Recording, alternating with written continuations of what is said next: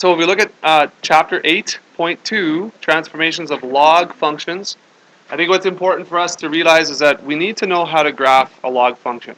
And so I'm going to do that real quick. Before we get into this investigate, which I don't think we'll actually do this investigate, but if you look at these graphs here, right, obviously we're taking some sort of, function, like a base function, and the shape is changing, or the position is changing, right? It's moving to the right, or it's stretching up, or it's collapsing in, or whatever it's doing. So just like we had, the parameters for other functions, we have parameters for this one. So let me just kind of go back up to 8.2 again. This is transformations of log functions, logarithmic functions. And what I wanted to do is just kind of give you the general outline, and this should look really familiar, right? Using all the same parameters, the same letters to represent the same parameters.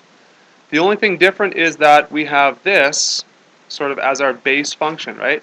It's not it's not f of x here. It's log. It's not a quadratic. It's not linear. It's a logarithmic function. And so we have parameters like a. And do you know generally what a does? Anyone remember? You want to shout it out? Vertical, yeah, vertical stretch, okay? What happens if a is negative? Remember what happens if a is negative? Yeah, it's a flip. And again, everything's in the vertical kind of position, orientation, right? So yeah, you're going to have a log graph, which we're going to graph. Kind of looks like this. And if you had a, what's going on with my pen here today? If you had a negative a value, right, everything would flip, and it would go sort of like this. So it would flip about the x-axis, or in the vertical direction. All right, what about b? What does b do again? Do you remember what b does? It indicates what? Which direction are we looking at with b? Horizontal, right? Yeah, a is vertical, b is horizontal. So if b is greater than 1, we have a horizontal sort of compression, right? It gets squished up in the horizontal direction. And if b is between 0 and 1, right, we have a stretch, a vertical stretch. It gets bigger. All right, and then the h and k are pretty easy. H and k, this is a left-right move, right, a translation, and k is a vertical translation. All right, so all those parameters are exactly the same. I would just like to go over, and like I say, I'm not really sure how confident you guys are with graphing logs. It's a bit tricky, I think. In my experience, sometimes kids are like, I don't really know how to get these values, which they are a little bit tricky. So I just want to go over that real quick. So if we were to graph this graph, all right, what you have to remember is that I think it's easier for me to think about this. 2 to the power of y equals x. Remember changing that to the exponential. So I like to think about it like this. I'm not sure how you like to think about it, but this is the way I like to think about it, because this, to me, is a lot easier. You're still graphing this, but this is just another way to think about it that we learned in, what, 8.1, I guess? So if we have an x value of, let's say, 1, right, then what you're actually looking for is what power do we put on 2 to give us a value of 1. So 2 to the power of what equals 1? 0. That's right. 2 to the power of 0 equals 1. And so if we have 1 as the x, then we have 0 as the y. So we have a point there. Okay, is that making sense there so far? And we know, I guess, with basic log functions that it has an x-intercept of 1. Right? That's before any of these translations or stretches get applied. Anyways, okay, so let's keep going. What if we have x equals 2? All right, well, 2 to the power of y equals 2 then, and we know that y is 1. Okay, and if x is 2, I'm sorry, just did that. If x is 3, no, let's just do something nice and neat. I meant to do this. If x is 4, okay, now why would I do that? Because if I put a 4 here, you know right away what y is, right? 2. So let's just do this. 2, 1, is there, and then 4, 2. Okay? All right. How many of you are a little fuzzy with what's going on right now? Just feel free to just look at me, put up your hand, send me out some kind of like facial SOS, or not because you're cold, but because you don't understand. Anybody? Okay, is this okay so far, or is it kind of like, eh? Okay, I'm seeing nods and blank stares, so I'm just assuming that's a go ahead for me. Okay, what about 1/2? Okay, let's find out what happens at 1/2 here. So that is 2 to what power gives us 1/2? Anybody know that top of their head there? -1. Very good. So let's just show that. Yeah, my pen's calving out on here. 2 to the -1 is that is true. It's like this, right? So -1 is the value. So at 1/2 we go down to -1. And then if we went to 1/8, that would be -3, and so on, right? So here we're building this graph that kind of has an asymptote here, a vertical asymptote, comes up, passes through these points, and kind of curves over like that, right? Well, I got to be careful at the end there. Actually, it doesn't come back down. It kind of keeps going, kind of sort of straight across, and it's going to approach some kind of value up there as well. It's not going to go too high. It's going to start slowing down as it increases. Okay, so we okay with that? Graph and the log. Okay, that's a lot of 8.1 stuff. But now if we had a different a value, so let's move now to, I believe it's example 2. I think I wanted to hit with you here. Where is it? Yeah, example 2 in your text. So this is a base 2. Okay, so we're going to kind of go with this.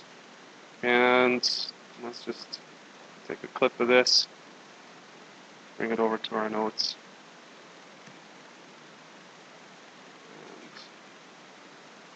Okay, so that's sort of the working of it there. Let's paste this. Awesome. You can see that. Okay, so it says use transformations to sketch the graph of this function right here. Okay, and so what we want to do is we want to figure out what sort of parameters have changed from just the y equals log of x base 2. And we're going to see a few things. We're going to see a negative there that we don't see in the typical regular function, right? And we're going to see all this in here, right? So we've got a 2 here and a 6 there. So how does that break down? Okay, so I do want to show you this, and I don't know if you remember this or not, but when you have an expression inside the brackets here, okay, you have to make sure that this is factored out. Okay, so the b, yes, is 2, but h is not 6. And so I hope you remember this, that you have to try and factor this so that you have a b value, and then you have separate an x kind of minus h form here. So actually, a is -1, yes, b is 2, but h is actually, the h value is -3. All right, we don't often write that h as -3 because it shows up as a positive like this, but that's the h, right? And then k is what? Outside here? Just 0, right? There's nothing out there. So that's kind of your first step. You've got to be able to sort of write that in the proper form so you can see all the parameters. Good with that? Okay. All right. So then what we do is we start kind of making these transformations, and I've started this down here a little bit. So, okay, so I'll give you. Actually, you should have a lot of this already because we graphed the log of 2, or log base 2. So I have 1, 0, 2, 1, 4, 2. Then I would have 8, 3, 16, 4, and such like that, right? So this is sort of your general shape of the original graph. And what we're going to do is we're going to start to apply these transformations. It doesn't really matter the order. Usually I kind of say you do A and B first and then do H and K. So I think I'll stick with that.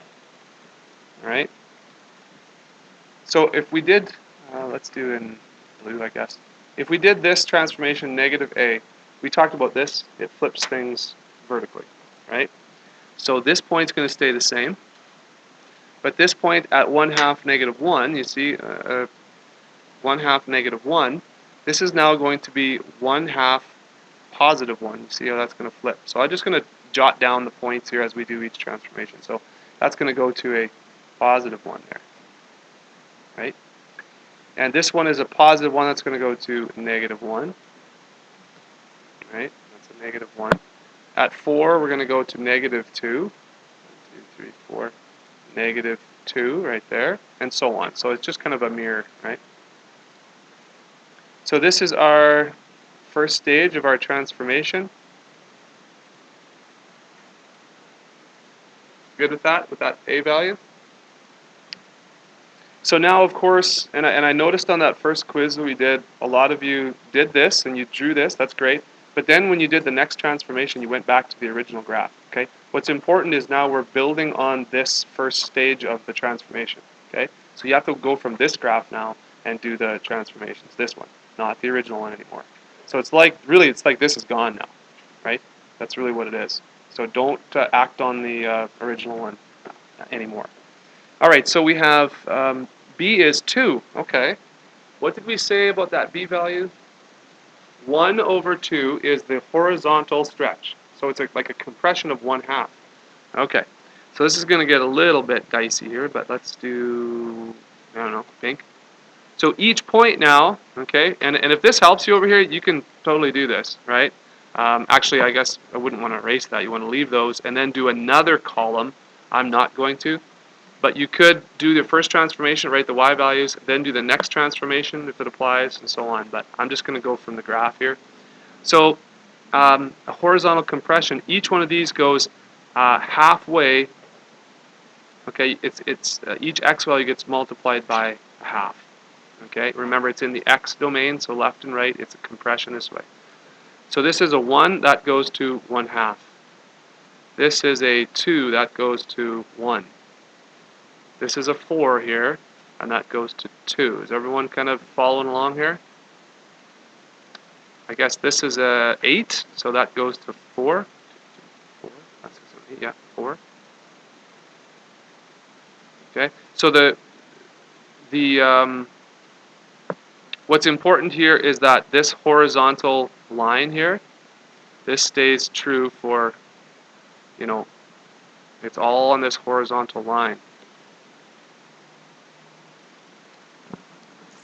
Okay, but everything gets shifted over, not shifted over, compressed.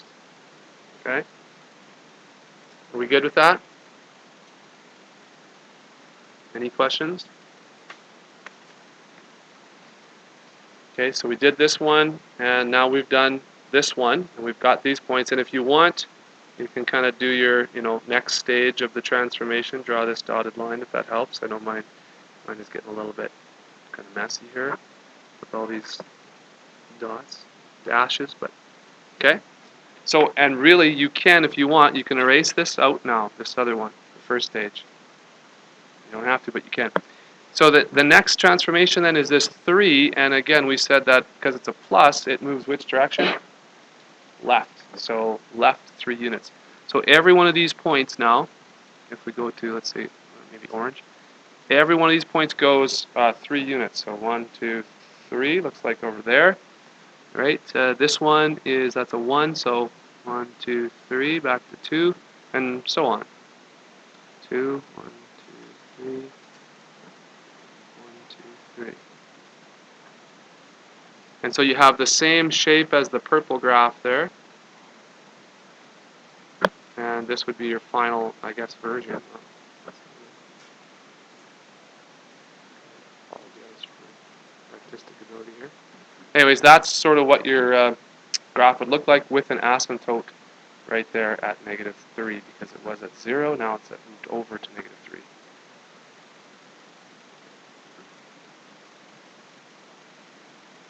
Okay, so there's your final version of that graph. And if I redid it in white,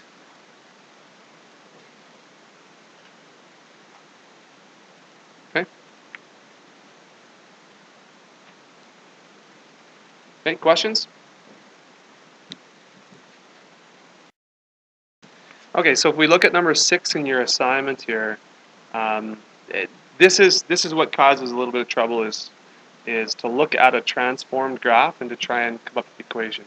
So they kind of just do baby steps here with you. They say in each case here, the red graph is a stretch of the